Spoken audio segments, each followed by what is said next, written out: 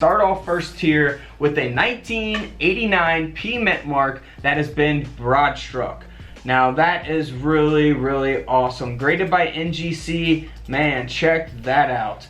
This coin sold for over $190 as a result of that mint error. Moving on to a 1989 D Mint mark. Now this coin has been graded at a mint state 66. So keep that in mind. The high grades are going to sell for a lot of money. So the coin grading scale goes up to 70. This is at a 66. And this Jefferson nickel sold for around $215.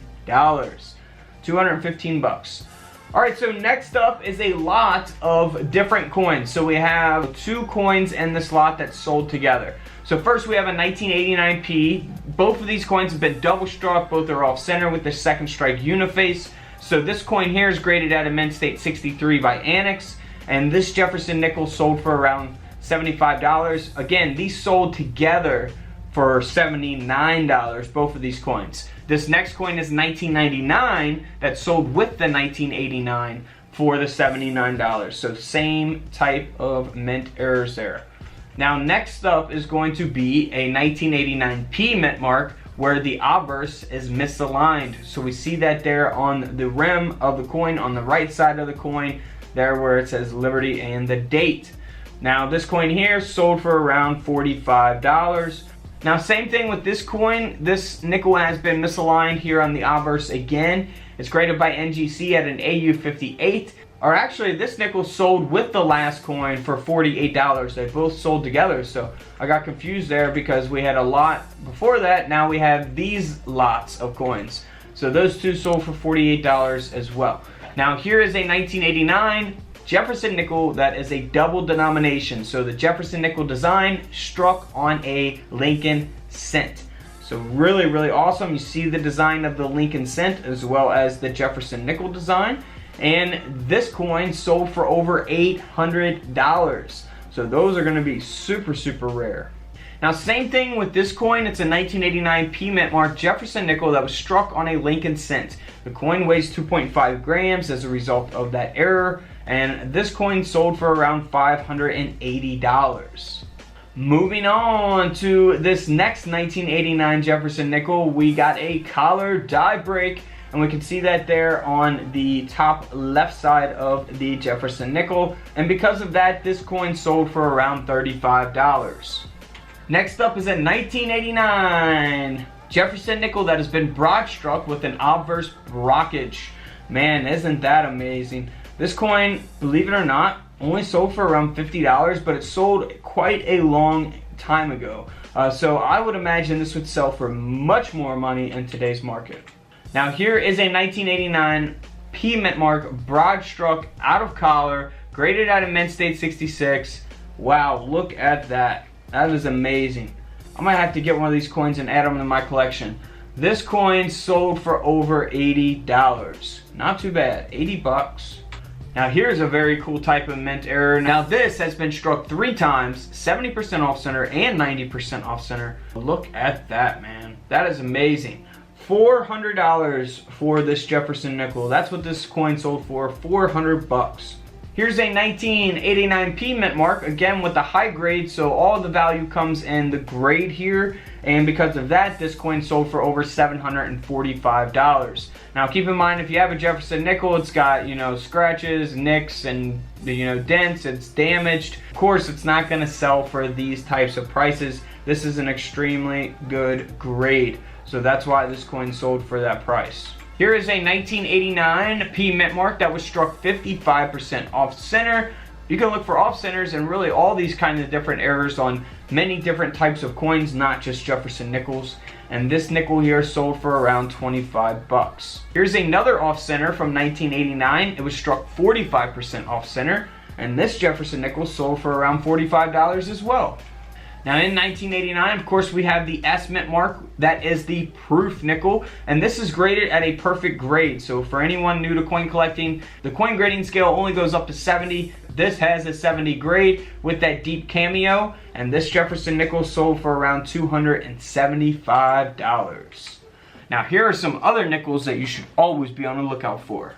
Let's just get this coin right out of the way. It's the 1980 D Denver minted Jefferson nickel. That is a very high graded coin. It's graded at a mint state 66. The coin grading scale only goes up to 70, so this is at a 66, pretty high grade. It also has full steps. If you're not familiar with full steps, here's an example of what full steps is. I've discussed that in my other nickel videos, so be sure to go check those videos out, guys. And you can see here on the front of the coin, the D mint mark will be right below the date.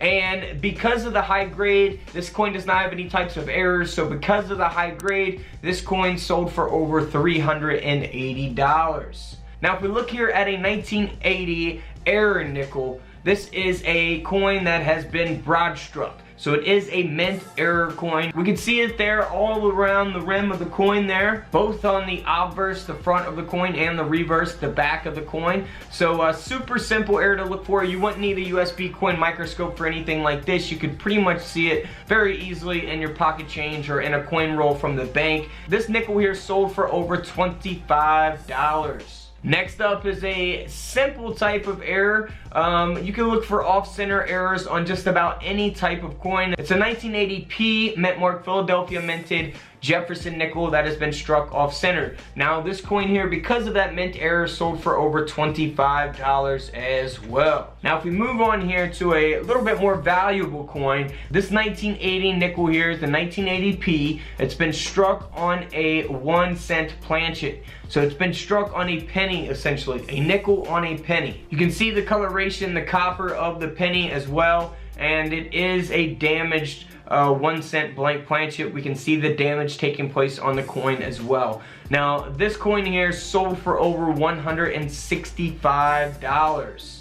Now if we look at another coin, this is similar to the last one, however it's not damaged. It's just a 1980 nickel that has been struck on the 1-cent coin, and this error coin sold for over $125.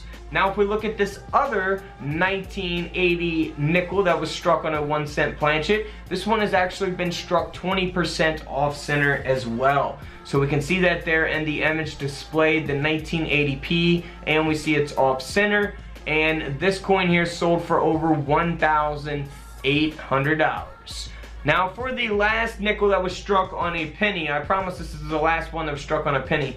This one has been struck 10% off center, 1980 nickel on a 1-cent coin, and this coin sold for $890. So always be on the lookout for these. Very noticeable in your pocket change to find something like this. You know, it's going to be very noticeable. So always be on the lookout for those. Next up is a coin that I guess most people would probably look at and probably think that it's a damaged coin. However, it is an error coin. It's a ragged clipped error coin here from 1980. It is the Philadelphia minted Jefferson nickel, and this coin sold for a little over $40, so nothing too crazy.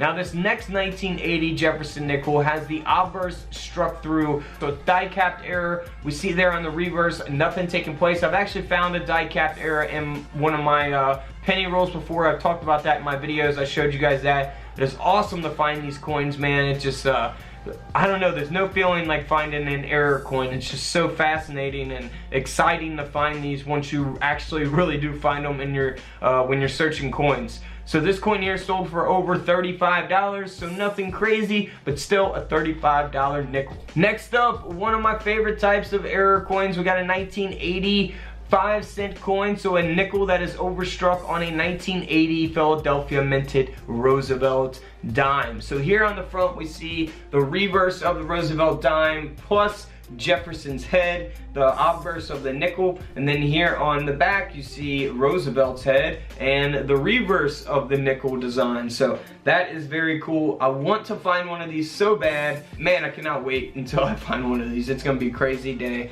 Now this coin here sold for over $3,400. Alright guys, don't forget to subscribe in the middle. Check out the videos to the left of me. And until tomorrow, I will see you guys in the comment section below. This is Couch Collectibles, and this is where I disappear.